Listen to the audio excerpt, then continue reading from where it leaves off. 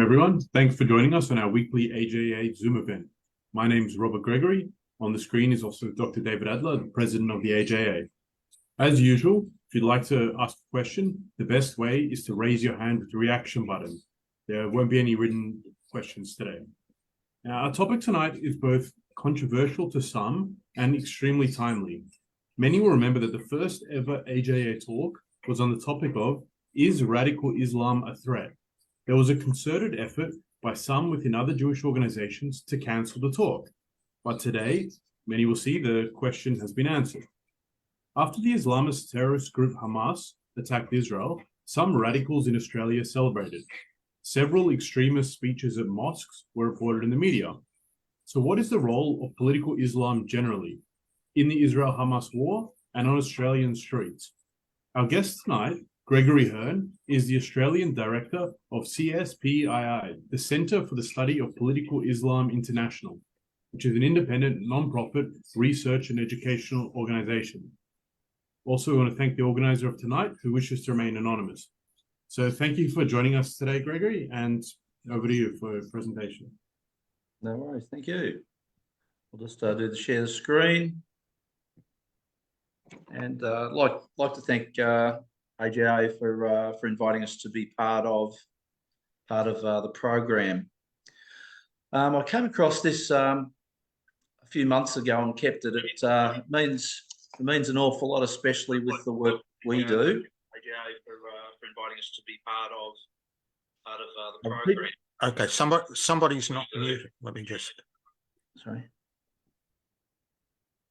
Okay, somebody's not muted. Let me just. Should be good now.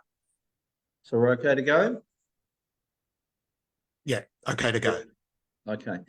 Look, some months ago, I came across this. It meant a lot to me because the work that we do on political Islam, some talk makes it very complex and difficult, but people who pride themselves on their complexity and deride others for their simplicity should realise that the truth is not very complicated. What gets difficult is evading the truth. Now, political Islam is easier to understand than you think. It's a very interesting and eye-opening topic. What are we doing? Yeah, okay, here we go. So political Islam, we take a unique non-Muslim perspective of understanding political Islam. We work for the Centre for World Understanding. We're a not-for-profit.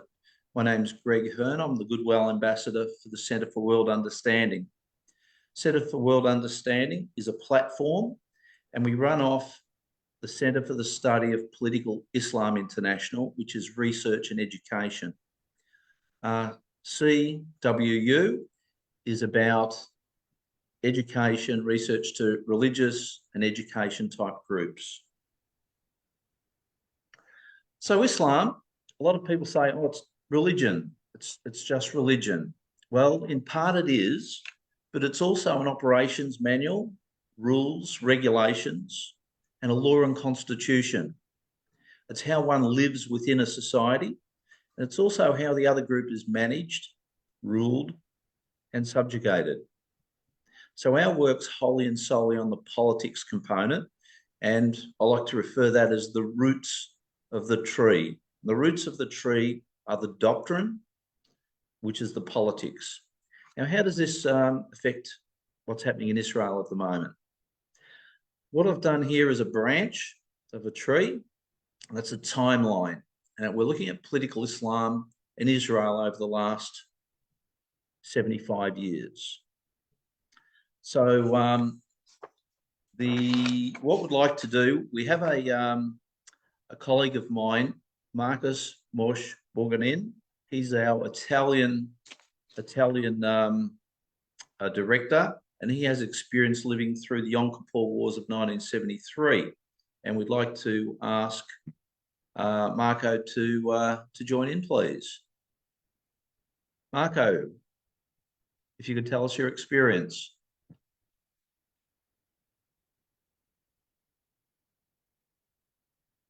No. Marco, are you there? Okay, well, we'll press through. The show must go on. Yes, now I can. Oh, okay, talk. Marco. Yes. Good evening, everyone. My name is Marco Moshe Bumagin. I'm the country director for Italy from CSPII, the Center for Study of Political Islam International. I was living in Israel between 1967 and 1975. So I had the experience of Yom Kippur War. We thought is something about between Israel and Arab countries, the problem. Once I started to study the political Islam, I understood that it's not exactly the problem of between Israel and Arab countries. It's a problem between Islam and all the rest of the planet Earth. Okay. Thank you. Thank you very much, Marco. Thank you. Okay, so we're back on. Okay, so the idea of the branch here, the roots provide moisture for the fruit. So the fruit are the events that have happened over the 75 years. And looking at political Islam in Israel, it looks a very lonely and isolated tree. But the truth is a very different story. Now, we look at political Islam as it applies around the world, and the tree takes a very different shape. Now, Israel is not alone when it comes to political Islam. How do we do this? Okay, so the fruit of the tree, political Islam in 2023, the canopy is not a single stick. It's very broadly spread around the world. Countries like Germany, India, Thailand, Nigeria, Armenia. These are all affected by political Islam, and Israel is just one of. Okay, now I'd like to give a bit of an example. Through my work, I was invited to partake in a topic on political Islam. It was an academic paper, and they gave me 89 books to read. Now, these books were from all around the world. They were from places such as Indonesia, Malaysia, Somalia, Nigeria, Turkey. And they were all about political events happening in those countries over the last 10, 20, 50 years. I think one or two of them had references back to 100 years. And the common theme was all political events, but all had an Islamic tone or problem with them. Now, the issue with that is they were talking about oil, borders, trade, US foreign policy, immigration. So the books are all about political events of today. We look at the political Islam and the roots of the tree, which happened 1400 years ago and started and have their foundation with Muhammad and Allah. Now, political Islam's influences found far and wide.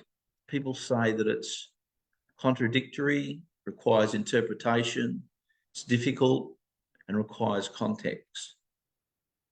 However, political Islam is very easy to understand when the Quran is put in the correct chronological order.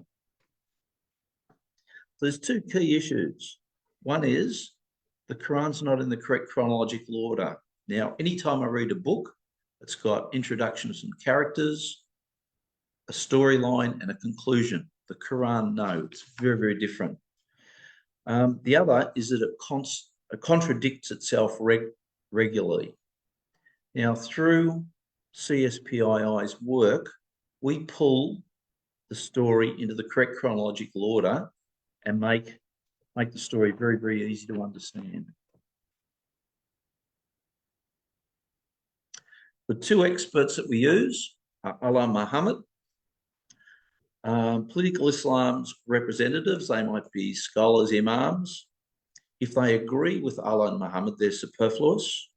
And if they are contradictory or have a different idea or take, we believe they're wrong. Allah and Muhammad are the highest authorities. My professors are Professor Allah and Professor Muhammad.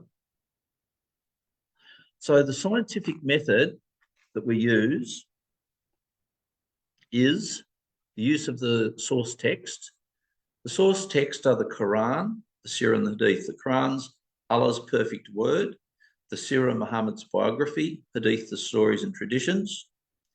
And we use statistical analysis, and it's based on our research. So statistical analysis, if we want to find out how much of the text is directed towards Jew hatred, we will put that in as a criteria. And if we want to recalculate that or reanalyze that, the research will come out exactly the same time and time again. So the benefit of having statistical analysis will keep the meaning and the understanding of the text real and pertinent.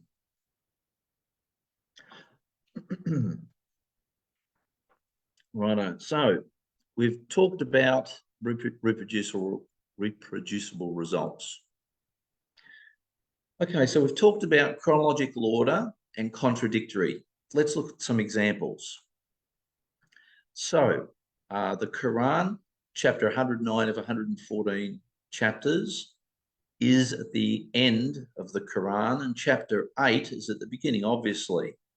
However, if you look at the text, for you, your religion, and for me, mine, this is Muhammad at the beginning of his career as a religious preacher. So political Islam and Islam was weak, low in numbers, low in support, so he had to be tolerant. When he became strong in the Medina phase of his career, when he became a politician and a jihadist, he became very, very strong. So chapter 8's in the wrong area. It should be at the end of the book. I will cast terror into the hearts of those who disbelieve. So strike them upon the necks and the very fingertips. So what we've done here, we've identified chronological order and also a contradiction in tolerance of other religions. So the question would be, well, which is right? Well, they're both right, or maybe the question's wrong. Which one is permissible, or which one is not permissible, halal or haram? So depending on political Islam's strength at the time will determine whether it be used. So if we go to the Opera House, we can hear there was some protest and some terrible things said, but there was no violence. That's because political Islam in Australia doesn't have the same strength and support as it does in the Middle East, and the reactions and how jihad is used in the Middle East is done because it has greater strength, numbers and support. Another example of contradictions. This goes back to where my interest was first gained. A week after 9/11, George Bush came on the TV, the president of the United States at the time, and said, Islam has been hijacked. Islam is a religion of peace. And in my mind, I remember waking up at 2 o'clock in the morning and seeing what was happening. A week later, I'm hearing this from the president. Day after day on the radio, TV, the newspapers, I was hearing a lone wolf, lone wolf, lone wolf. And recent decades, it's been lone ISIS, lone Al-Qaeda, Al-Shabaab, Muslim Brotherhood, Boko Haram. Hamas, unfortunately, is just another lone wolf. And I can see into the horizon, the next lone wolf may very well be a country. And it's scary in another story. So George Bush opened up his Quran, went to chapter 5, verse 32 and said, whoever kills a soul unless for a soul or for corruption in the land, it is as if he has slain all of mankind entirely. And whoever saves a soul, it is as if he had saved mankind entirely.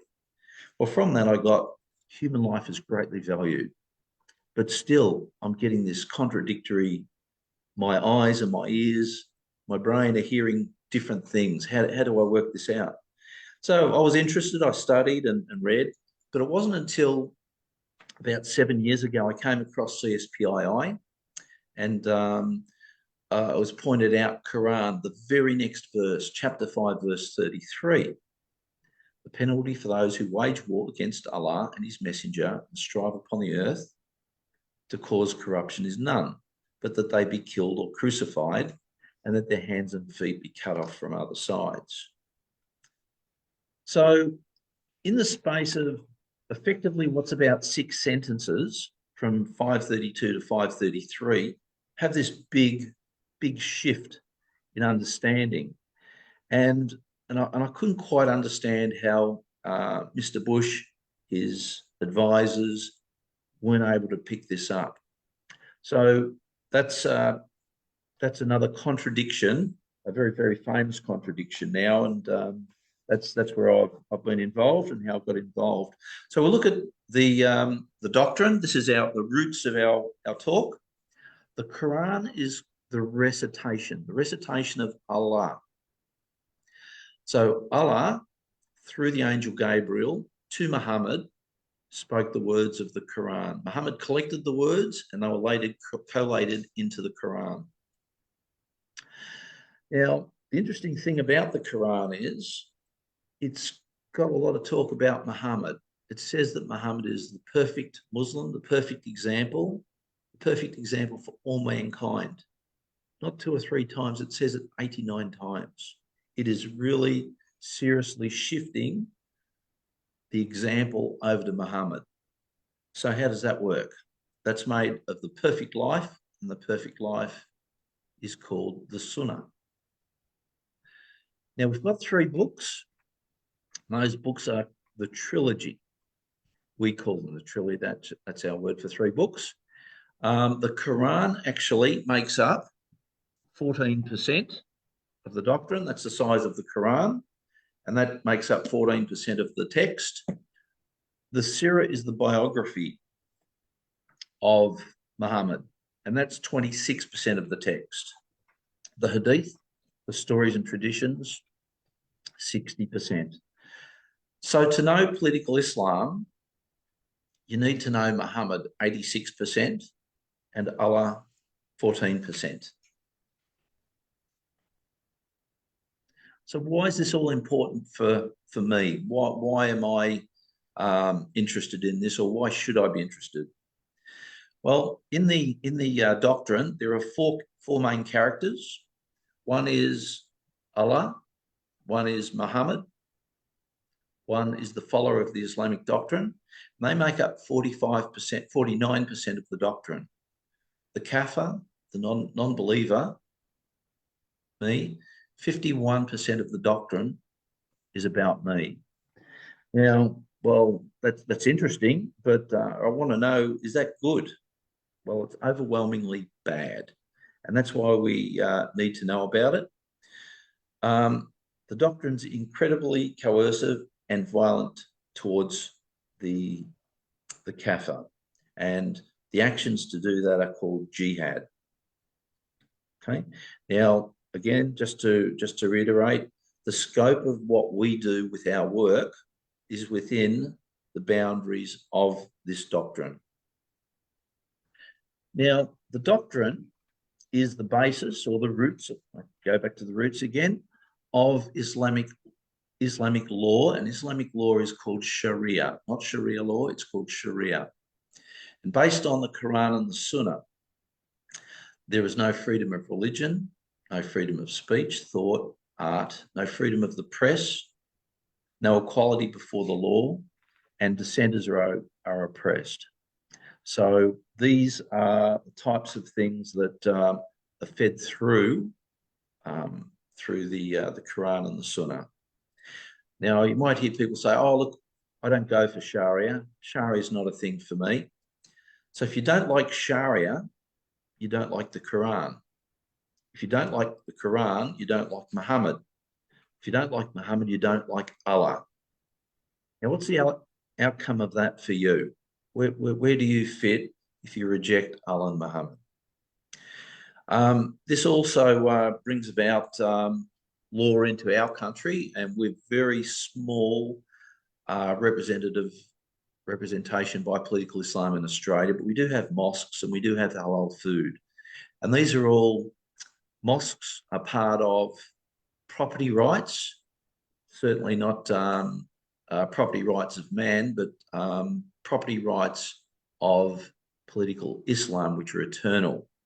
And you might think, well, a mosque is a mosque eternally, but then you also look at airport prayer rooms. Is that part of the property rights under Sharia? Is the prayer room at the MCG, how is that affected? So these are all sorts of questions that you ask.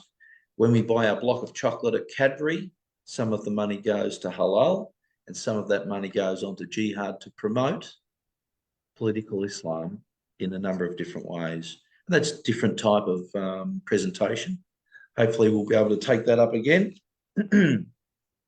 So all of the movement to these types of law in Australia is submission to Islam, political Islam. And political Islam is submission.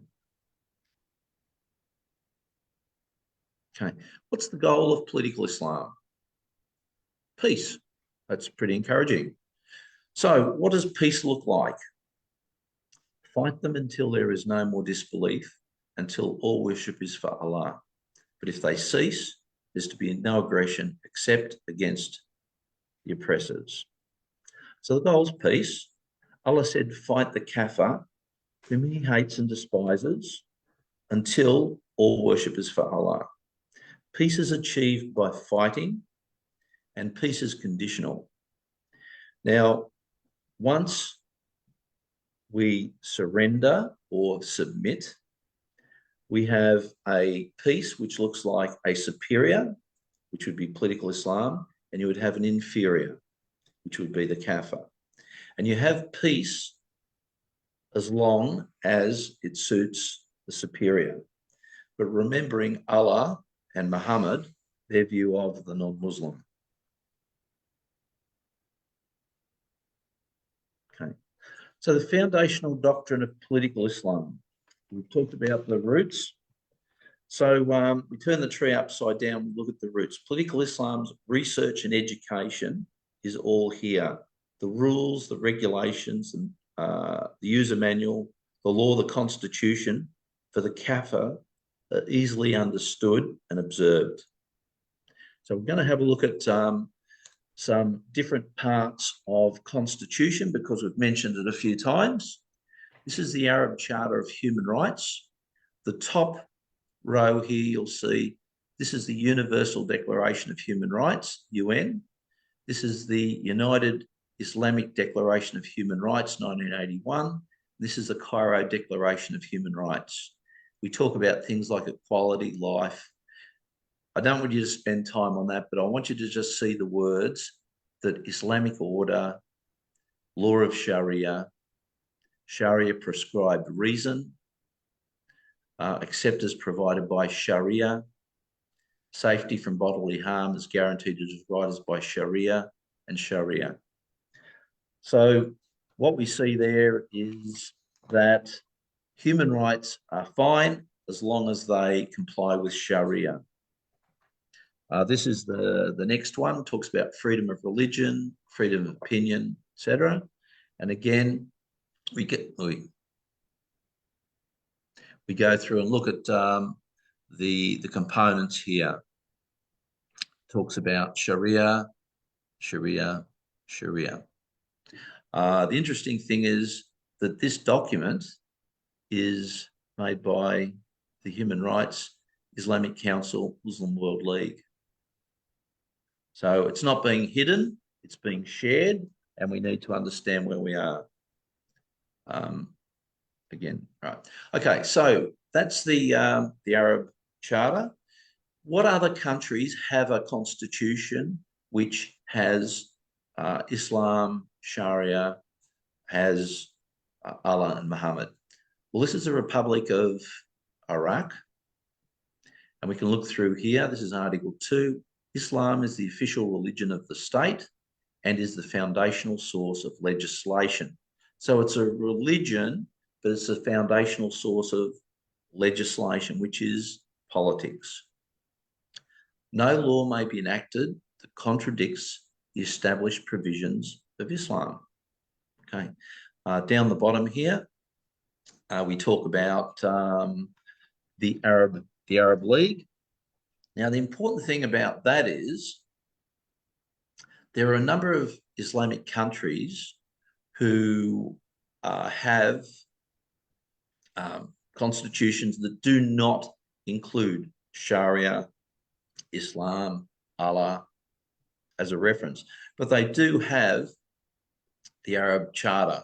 So by default, their constitution defaults to political Islam. That's a very interesting point.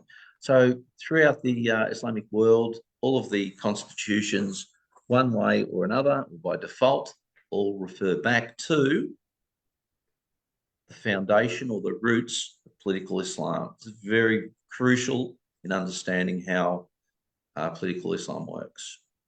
The next one, which is topical, this is the Islamic Resistance Movement, Political Islam 2023. Allah is the target or the goal. The Prophet Muhammad is the model. The Quran is the constitution. Jihad is the path, and death for the sake of Allah is the loftiest of its wishes. And this is the constitution of Hamas. Okay, now Allah hates the kafir. The Prophet hates and despises the kafir. The Quran is the constitution that says that, and jihad is the means to carry out the wishes of Allah and Muhammad. Now, I want to take a bit of a step back. I have an interesting story. About a year or so ago, I went to meet an influential leader of an army. This is the US-Afghanistan war in 2001 to 14. I had a meeting with him. He was an influential person in this topic, and it was a big trip for me. I was over in Asia and I had to travel overseas for it. And I thought I'd do some research and find out about this fellow. He had some videos that told about his career. Very interesting, about 6 hours. But there's 2 minutes of gold I want to share with you. So, and it'll tie in at the end. There's a helicopter crew coming into a valley. On the other side of the thing, there was hills. There was machine gunners shooting down, Afghanistan machine gunners shooting down into the helicopter. Helicopters destroyed, the crew and elite soldiers all dead. They have what they call an operations report, which details the good, the bad, and the ugly. So they identified that the fault of this failed operation was the junior officers. All down the list, they all failed. How did they fail? I said, but he went on. He said, what we needed to have done, our junior officers, America and Russia at the time were pretty close. Our junior officers needed to be talking to the Russian officers, their compatriots.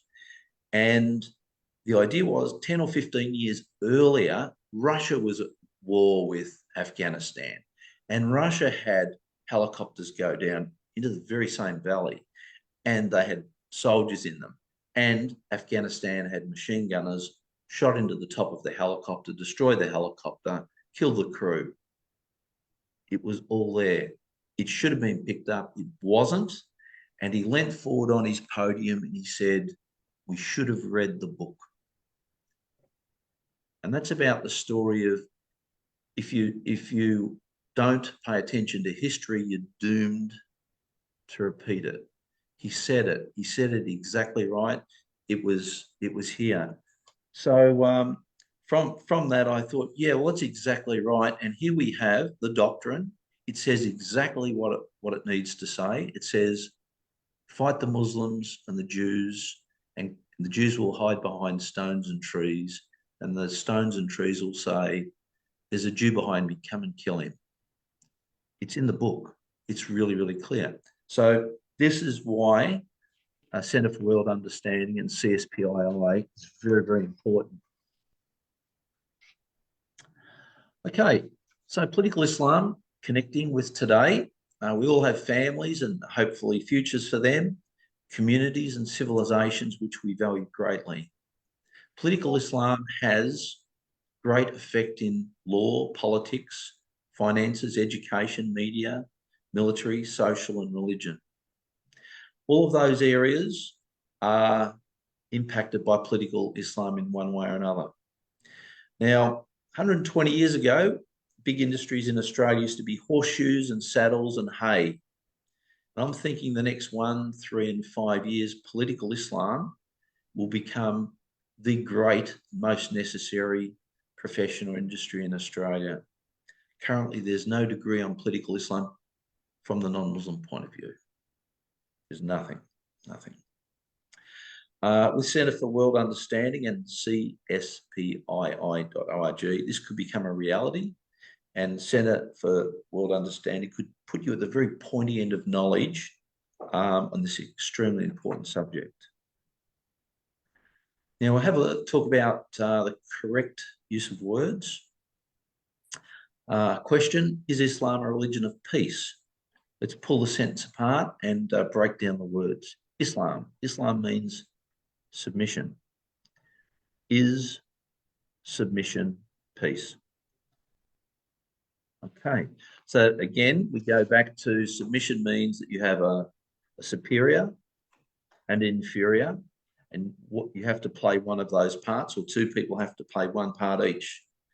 The issue is the submission to who? The submission to Allah and Muhammad, the Quran and the Sunnah. It's very, very clear. Again, we've taken the religious component out of it. We're only dealing with the political side of things. The story and understanding of this is very, very clear.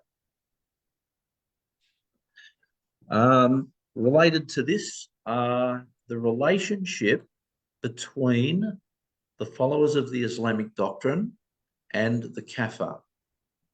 Now, there's 13 verses in the Quran that define this relationship.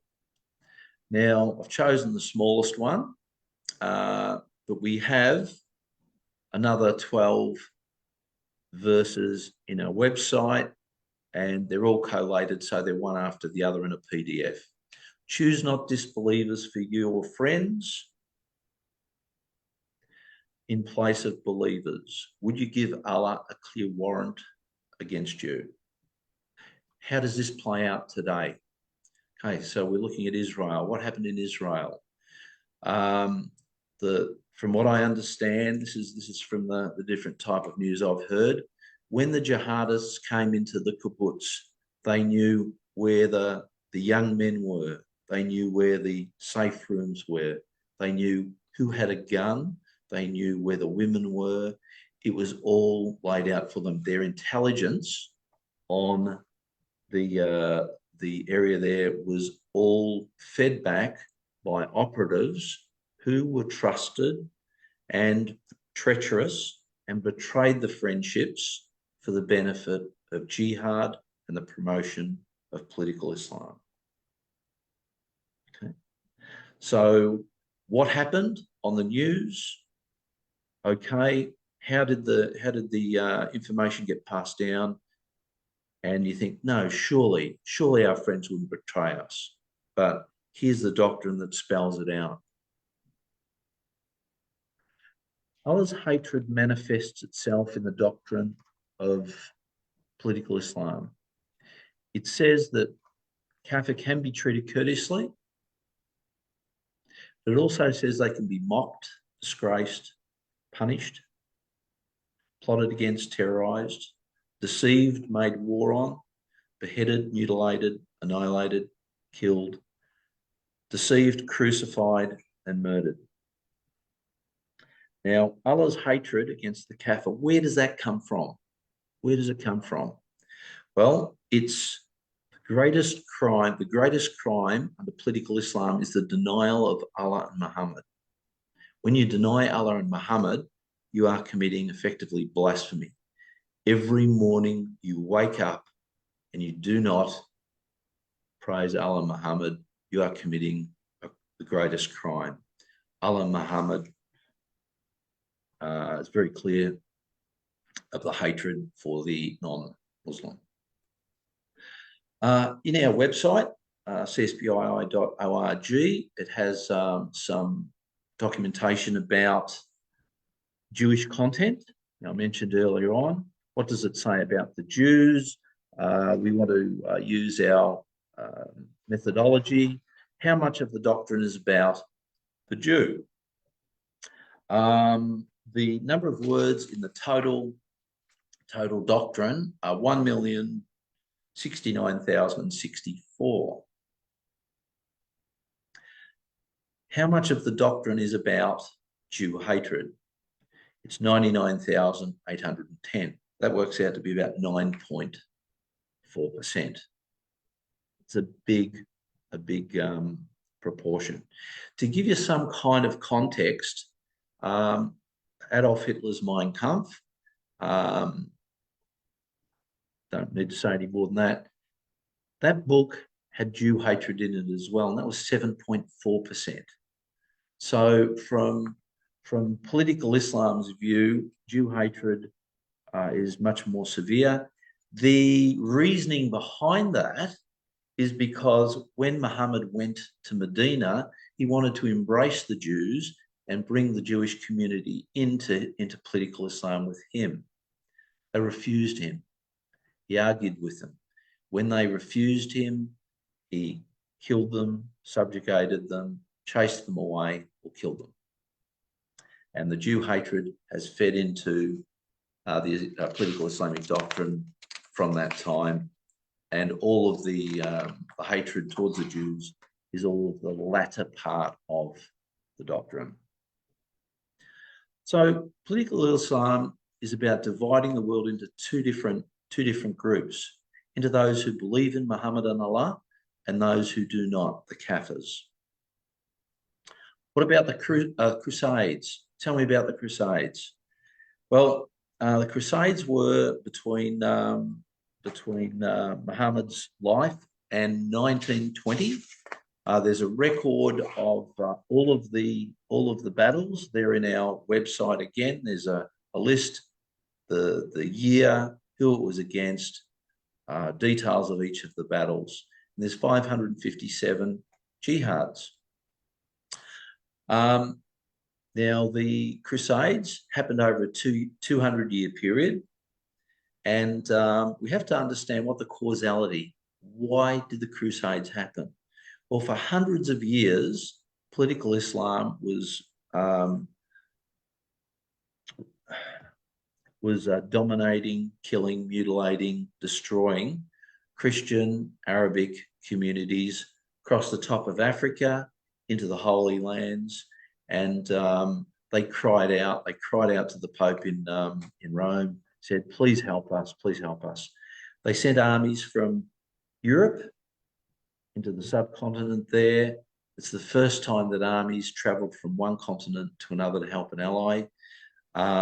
It took 3 years to get around the Mediterranean, so I believe. The reason is because the Mediterranean was full of political Islam pirates and shipping. There was no way to get across the Mediterranean. They said you couldn't float a plank on the inland sea. So the jihads, the Crusades were all about defending fellow Christians through that period of time. Now, this is over a 10-year period. It's an old graph, but the story is very important. The total number of jihads on a year-by-year basis is the blue. The red is for the jihad on Kafir. The red and the green equal the blue. The green is attacks on Islamic communities on other Islamic communities. Why does that happen? Okay. So let me see. Muhammad identified that there'll be 12 political Islam sects. Only one of these sects will get to paradise. The others will fall by the wayside. So each of these sects believe they're the one. And in the doctrine, it says to fight against the hypocrites, the people who don't practice political Islam correctly. So the jihad attacks can be one Islamic sect on another. Now, this screams out to me, political Islam is no good for the kafir, but it's no good for anybody. So can political Islam be reformed or changed? So whoever changed his Islamic religion, then kill him. Okay. So how do we go about changing and reforming? It's pretty serious stuff. The perfect word, perfect example of Allah Muhammad. How does that work? Well, I didn't write the book. Who am I to change it? It would take a very brave man to point out some ill-spoken words or ill-written words in the Quran or the Sunnah. It can't or should not be done from a political Islam point of view. These are a couple of famous quotes. War is deceit, and I've been made victorious through terror. We have some presentations on these. They take a bit longer to go into. But I've been made victorious through terror is very interesting. Bill Warner, one of the co-founders of our organisation, wrote a book after researching 20 generals who were involved in the Afghanistan war. None of them had been able to identify an enemy. Their enemy was terrorists. And terrorist is not a group or a country or an organisation. Terrorists is a tactic. How can you make war against a tactic? That was most interesting. Now, these are Muhammad's final words. Now, Muhammad was poisoned. It's a whole new story. And he was weakened in the last few years of his life. He was in a great deal of pain, and he died with his head in the lap of his favourite wife. His final words were the perfect summation of political Islam. It's a political doctrine wrapped in a religion. Muhammad said there should not be any other religions besides Islam in Arabia, and that money should continue to be paid to influence foreign kafir ambassadors. Now, that's very interesting. How does that come into play today? We look at what we hear on the newspapers, in the media, what we hear from our politicians, all sorts of areas. We wonder whether the lone wolf person or the lone wolf organisation or the lone wolf country needs to be accountable and have the roots of their organisation scrutinised to understand its effect on the non-Muslim. This is a famous time. If we could fit in a couple of questions, maybe. Yeah. Okay. Just want a couple of quick things. How can we help? Communicating in the most effective way. We need to speak objectively, not emotionally. We talk about politics, not religion. We talk about ideas and not people. And we use facts. Now, the goal of Centre for the Study of Political Islam is to have people read and study political Islam.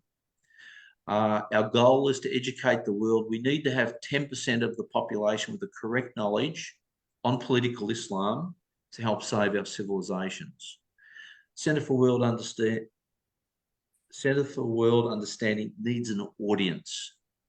So if you know 3 people that need to find out about this, or you can encourage to find out about this, that's part of, we're talking about roots of a tree, seeds. We need to get those seeds out, and knowledge and information will grow amongst our communities. CSPII also needs people. So if you're interested to get involved, there's our website. And I'd like to thank you very much for your attention. It's been a great experience to be here speaking in front of the Australian Jewish Association. I really appreciate the opportunity. Thank you. Thank you so much for your a very important talk about, possibly one of the most important issues the entire world's facing. We might just, before we go to, see, we've got quite a lot of questions. So hopefully we can fit in a couple. Before we go to them, we'll just get David to give us an update about next week, and then we'll go to some questions. Okay, I'll be very brief. At the end of the event, if you're not yet actively supporting AJA, please go to the website, jewishassociation.org.au, make a donation, become a supporter. Make sure you're following our Facebook page and other social media for frequent updates on news and views. Next week, we have one of the leading young conservatives in Australia, Freya Leach, who's the Director of Youth Policy at the Menzies Research Centre. And just another plug for what's happening tomorrow. Because of the major event that's occurred today in the Australian government, issuing over 800 visas to people, Arab Palestinians in Gaza. I've been briefing a number of people, and I've been asked to join Peter Credlin tomorrow on her show to discuss that issue. Yeah, perfect. Michael, let's go to you first. Would you like to ask your question? Yes. Am I unmuted? Yes. Yeah, great presentation. I wish most of our woke Jewish communal leaders would have listened to this. Two quick questions. After each Islamic terror attack around the world, the leaders usually come up with, oh, well, they're only extremist Muslims. We are led to believe there's two types of Muslims. I always thought there was one Islam. That's like your view on that. And the other one is whenever one mentions about the derogatory terms to Jews in the Quran, the excuse is, oh, well, it's taken out of context. How do you respond to that? Yeah, okay. Look, the first one, extremist, the Hamas refers back to the doctrine. The doctrine is the Quran, Sunnah, and Hadith. They follow the doctrine to the letter. Now, that basically means they're compliant with the law. And I'll give you an idea. I drive a car, I drive within the speed limit. I don't get fined. I'm a moderate driver. But as soon as I go outside the bounds of the law, of the Quran, then I become an extremist. How do you become an extremist within political Islam? One, you leave. When you leave, you're an apostate and you can be killed.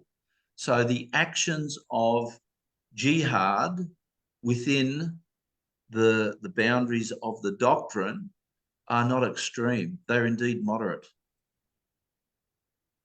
The other question you mentioned, you talked about talking about Jews in derogatory fashion.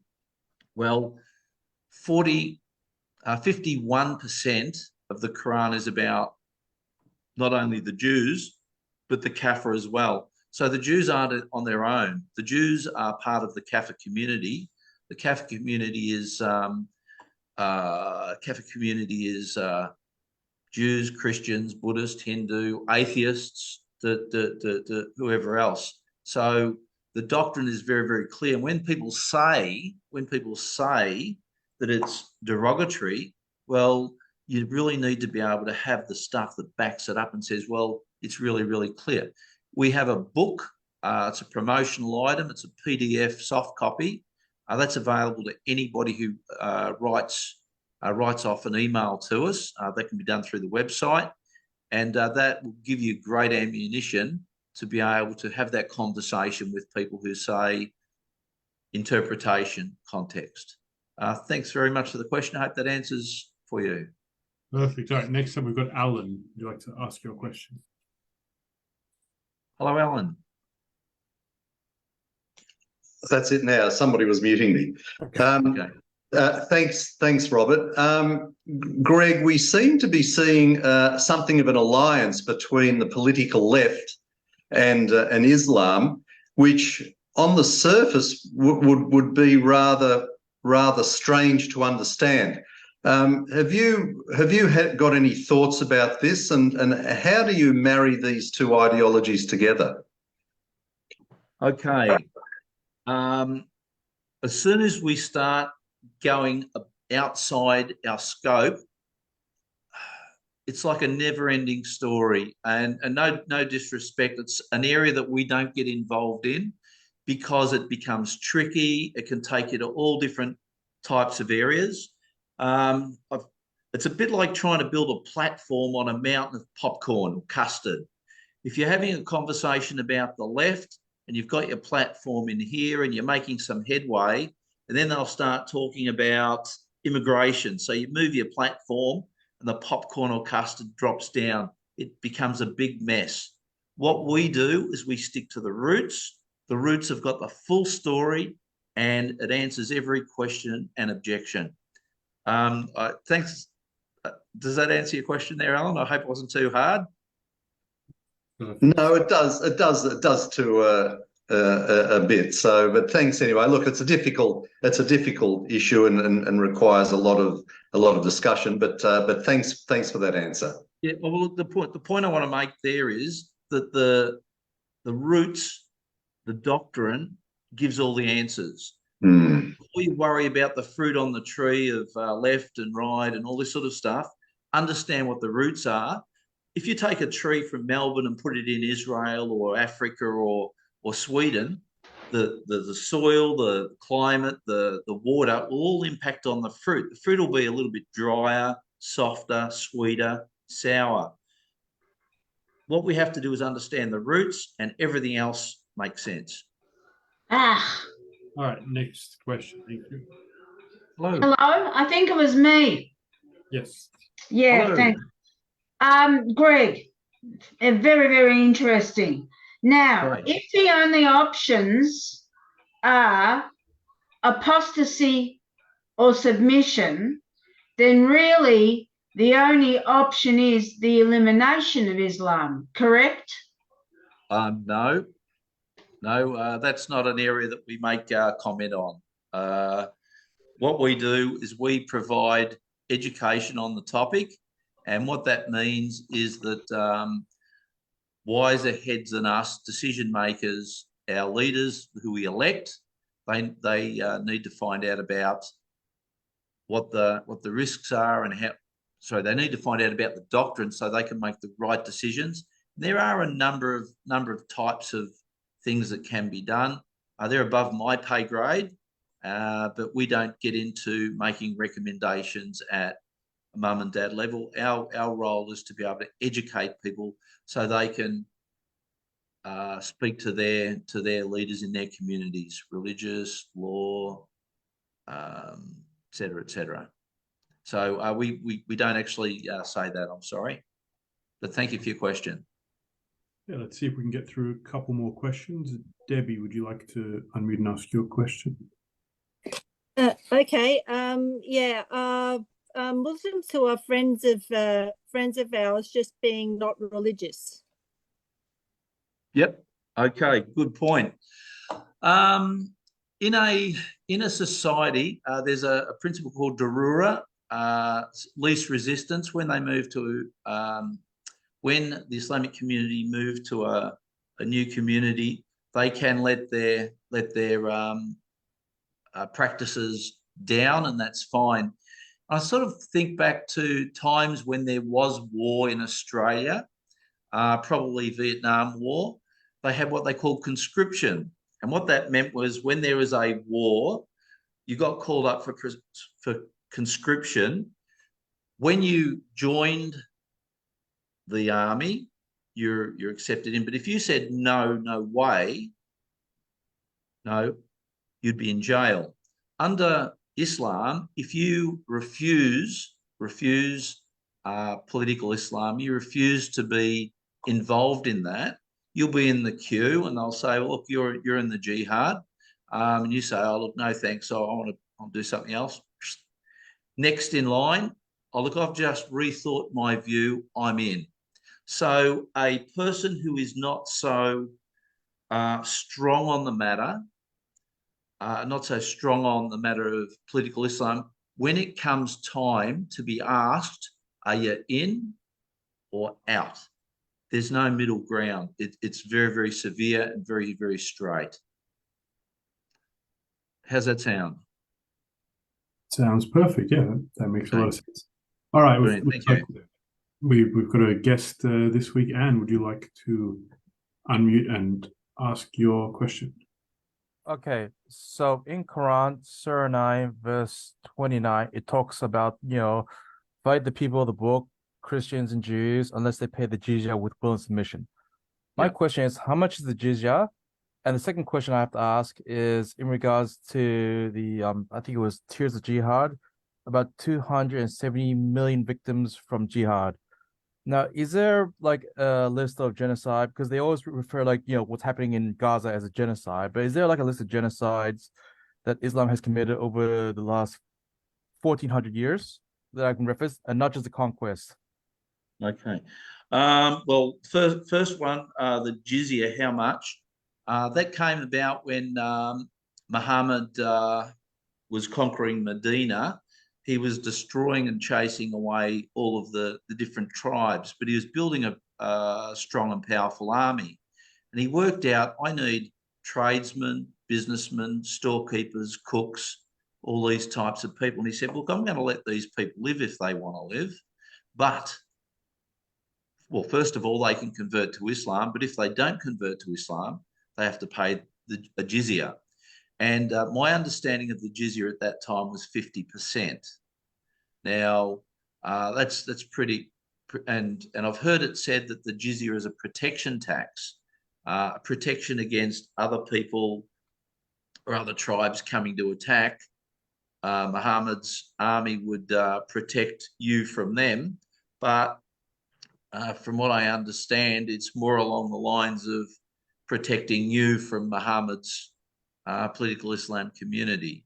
So what it is, I believe 50%, but I imagine it changes around the world. If it's in operation today, I think there would be a huge cry out against it, and it would be a very, very big reason why the West would ask questions and push back on it.